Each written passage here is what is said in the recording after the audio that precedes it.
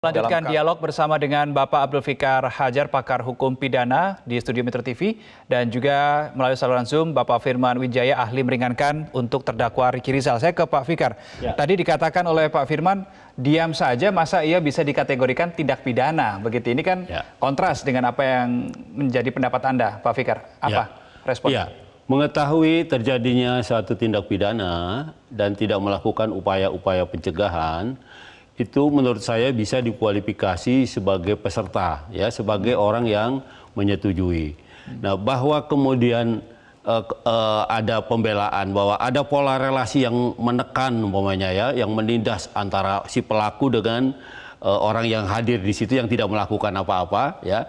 Itu kan dalam konteks satu tugas atau relasi yang lain gitu. Tetapi dalam satu tindakan, ya, ketika dia tidak melakukan apapun dalam konteks upaya pencegahan gitu ya, maka menurut saya itulah bagian dari sikap yang bisa ditafsirkan dan dikualifikasi sebagai bagian dari pelaku.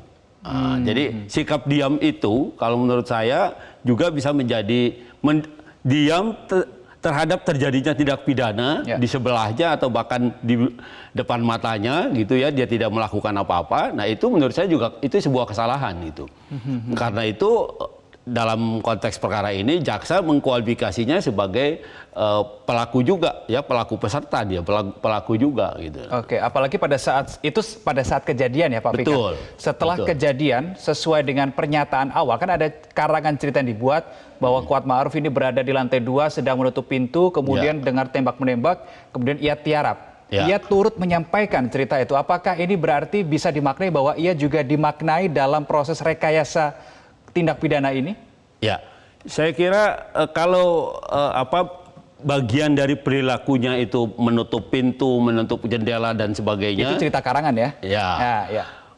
Kalau itu kemudian didukung oleh keterangan lain gitu ya, maka dia akan menjadi satu alat bukti gitu ya.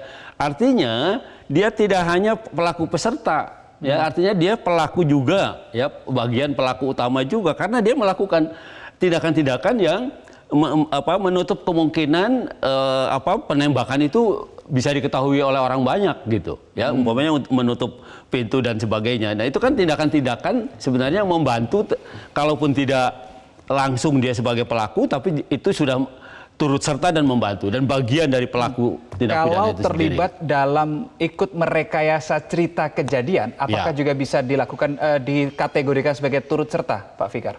Nah, persoalannya adalah apakah merekayasa kejadian itu setelah atau sebelum peristiwa. Nah, kalau setelah peristiwa itu menurut saya tindak pidana sendiri, pembohongan, iya kan? Ada tindak pidana sendiri. Tapi kalau merekayasa berbohong ketika melakukan itu, gitu, nah itu bagian dari tindak pidana utamanya, gitu. Baik, Pak Fikar sudah memberikan penjelasan lagi. Saya ke Pak Firman. Pak Firman, dikatakan oleh Pak Fikar, diam ini bisa dikategorikan sebagai tindak pidana karena merupakan bagian dari tidak ada upaya untuk mencegah terjadinya suatu tindak pidana. Apa respon Anda, Pak Firman? Ya, jadi itu apa yang disampaikan Pak Dr. Fikar benar, tetapi itu ada deliknya tersendiri. Ya, itu tidak menyangkut pasal menyangkut 340, 338. Karena itu kan delik menyangkut kelalaian atau delik nalaten atau delik omission, delik pembiaran. Bukan dalam konteks ya perbuatan komission atau yang disyaratkan pasal 340, 382 harus ada perbuatan aktif. Nah, tadi juga disinggung oleh Pak Dr. Fikar misalnya kaitan rekayasa. Setuju saya, misalnya memberikan keterangan tidak benar dan sebagainya. Itu sebenarnya itu kaitan dengan apa yang disebut dengan untrue statement atau testimoni, ya, jadi atau false testimony, memberikan keterangan yang nggak benar, itu juga ada pasalnya sendiri. Dan hemat saya justru nggak sependapat ini kenapa kok masuk dalam bagian dakwaan 340. Ya, ini yang justru malah membuat agak membingungkan. Seharusnya dia digunakan pasal-pasal lain. Ya, kalau orang yang melakukan rekayasa semacam ini. Karena pasal menyangkut rekayasa itu sendiri, rekayasa peradilan, itu masuk terhadap kejahatan terhadap peradilan, termasuk obstruction of justice, di mana di dalamnya ada suppression evidence. ya mengganggu penyidikan, penuntutan, merubah alat bukti, merusak, membuat tidak dapat dipakai. Kira-kira seperti itu, Mas. Dan Ya, itu bisa juga termasuk ya untrue statement, ngasih memberikan informasi yang nggak benar. Tujuannya apa? Supaya peradilannya sesat. Itu sebenarnya. Nah, pada konteks yang tadi saya setuju dengan Mas. Hanya masalah ini kan kalau delik 340, 338 ini kan ancamannya maksimum.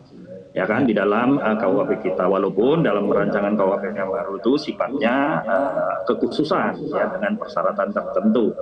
Nah, tapi karena ini delik dengan ancaman yang tertinggi, apalagi sampai ancamannya potensi hukuman mati, maka hemat saya harus standar evidennya harus tinggi dong.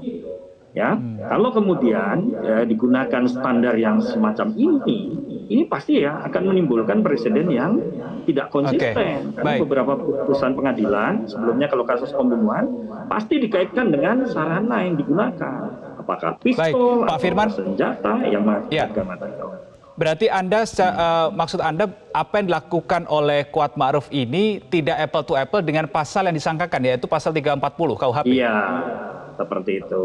Ya. Size-nya itu terlalu besar pasal itu untuk dikenakan kepada seorang Kuat Ma'ruf ataupun Ricky Rizal. Ya, kalaupun ada pasalnya, ya pasal-pasal menyangkut kelalaian, mengakibatkan matinya orang lain, ya sehingga tadi yang disebut tidak berbuat dan sebagainya. Dan pasal-pasal ada di dalam KUHP seseorang yang tidak mencegah atau tidak melaporkan kalau ada. Tapi tidak kaitan dengan pasal 340. Baik. Kira-kira itu. Baik, terima kasih Pak Firman Wijaya, ahli meringankan untuk terdakwa Ricky Rizal sudah bergabung bersama kami di Breaking News Metro TV siang hari ini. Selamat kembali beraktivitas, Pak Firman. Kita sambung dengan Pak Fikar. Ya. Tidak apple to apple nih. Ya. Apa yang dilakukan oleh Kuat Ma'ruf dengan pasal yang dikenakan 340 ini terlalu besar, terlalu lebar untuk Kuat Ma'ruf. Respon Pak Fikar? Ya, kalau menurut saya gini, dia ada dan hadir serta mengetahui rencana terjadinya pembunuhan itu sebenarnya sudah masuk ke dalam pengetahuannya. Artinya ketika dia mengetahui, sebenarnya kan ada kewajiban dia untuk melaporkan kepada penegak hukum. Seharusnya kan itu yang dilakukan itu. Tetapi ketika dia tidak melaporkan pada penegak hukum, dia tidak melakukan reaksi apapun gitu ya. Nah, itu harus dimaknai bahwa dia menjadi bagian dari orang yang melakukan tindak pidana itu gitu ya. Meskipun dia cuma hanya hadir melihat tapi tidak melakukan apa-apa gitu ya. Padahal dia punya sebenarnya kekuasaan, punya daya upaya untuk mencegah terjadinya itu gitu. Nah, karena dia tidak melakukan itu, nah itulah kemudian mungkin jaksa mengkualifikasinya sebagai dia bagian dari pelaku secara keseluruhan. Jadi menurut Anda pasal 340 tidak terlalu besar untuk Kuat? Persoalannya gini, apakah Kuat mengetahui niatnya siapa namanya FS itu, ya Sambo itu? Apakah Kuat mengetahui itu? Umpamanya mengetahui itu bukan ikut merencanakan, duduk sama-sama merencanakan, bukan itu maksud saya. Sekedar tahu saja sudah masuk. Ya, tetapi dia mengetahui ada rencana, tetapi dia tidak melakukan apa-apa. Kan sama dengan artinya menyetujui rencana. Menurut saya seperti itu. Bisa dimaknai menyetujui? Iya, karena itu jaksa mengkualifikasinya ke sana. Mestinya dia bisa gitu. Meskipun dia bagian dari keluarga itu, sebagai pribadi yang subjek hukum yang punya kemerdekaan, mestinya dia bisa pergi keluar melaporkan itu pada entah atasannya Pak Sambo, entah polisi mana supaya mencegah terjadinya peristiwa itu. Mestinya itu yang dilakukan. Baik, terima kasih Pak Abdul Fikar Hajar, pakar hukum pidana sudah berbagi sudut pandang di Breaking News Metro TV siang hari ini. Selamat kembali beraktivitas Pak Fikar.